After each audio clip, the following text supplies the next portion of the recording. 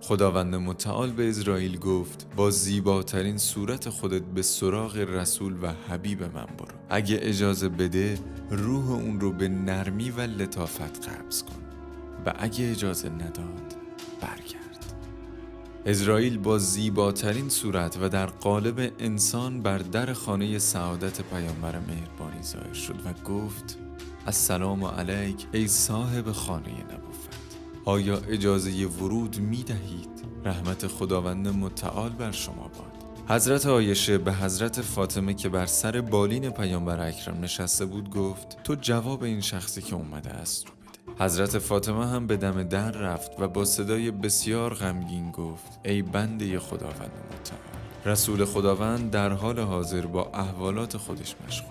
عزرائیل دوباره اجازه ورود خواست. حضرت فاطمه همون جواب رو داد. عزرائیل برای بار سوم بر پیامبر اکرم سلام فرستاد و با صدای بلندی اعلام کرد که باید وارد منزل بشه.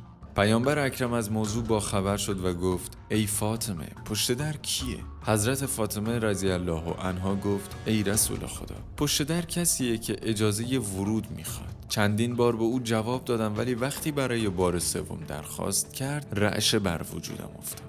به دنبال این رسول خدا گفت ای فاطمه آیا میدونی که اون شخص پشت در کیه؟ او عزرائیل همون فرشته مرگه که لذتها رو از بین میبره و جوامع رو از هم میپاشه، زنان رو بیوه و کودکان رو یتیم و قبرها رو آماده میکنه. پیامبر فرمود ای عزرائیل وارد شو.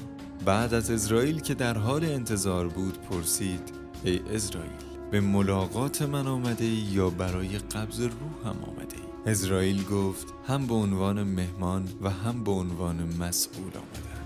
خداوند متعال به من فرمود که با اجازه خودت به دیدارت بیایم. ای رسول خدا فقط با اجازه خودت روح تو را قبض میکنم. اگر اجازه بفرمایید روح شما را قبض میکنم. اگر اجازه ندهید برمیگردم و به نزد پروردگار خودم میروم.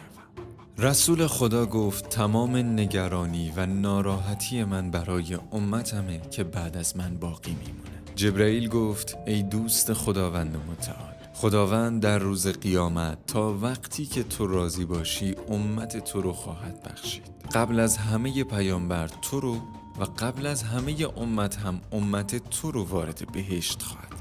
خداوند متعال وحی کرد که ای حبیب من این همه محبت و مهربانی به امتت رو چه کسی در قلب مبارک تو قرار داد؟ پیامبر اکرم گفت پروردگار متعالی که منو آفرید و تربیت کرد. خداوند متعال هم گفت رحمت و مرحمت من بر امت تو 1000 برابر بیشتر از رحمت و مرحمت تو بر اونهاست. اونها رو به من واگذار کن. بعد پیامبر اکرم گفت حالا آسوده شدم. ای عزرائیل وظیفه خودت را انجام بده. عزرائیل برای انجام وظیفه خودش به وجود مبارک پیامبر عظیم الشأنی که کائنات به احترام وجود اون خلق شده بود نزدیک شد.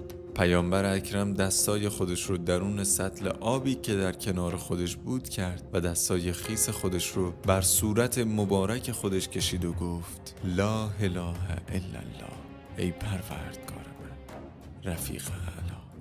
عزرائیل شروع به گرفتن روح مبارک پیامبر دو عالم کرد. در حین قبض صورت مبارک رسول خدا گاهی سرخ و گاهی زرد می شد. رو به عزرائیل کرد و گفت آیا روح امتم را هم با همین روش و به زور و سختی قبض می کنی؟ عزرائیل گفت ای رسول خدا روح هیچ کسی رو اینقدر راحت قبض نکرد. پیامبر اکرم که حتی در آخرین لحظات مرگ هم امت خودش رو فراموش نکرده بود گفت ای عزرائیل سختی و فشاری که قرار در هنگام گرفتن روح امتم اعمال کنی رو روی روح من روا دار، چون اونها ضعیف هستند و طاقت این همه سختی رو ندارن. بعد گفت لا اله الا الله رفیق اعلی و روح مبارکش قبض شد و به ملکوت اعلی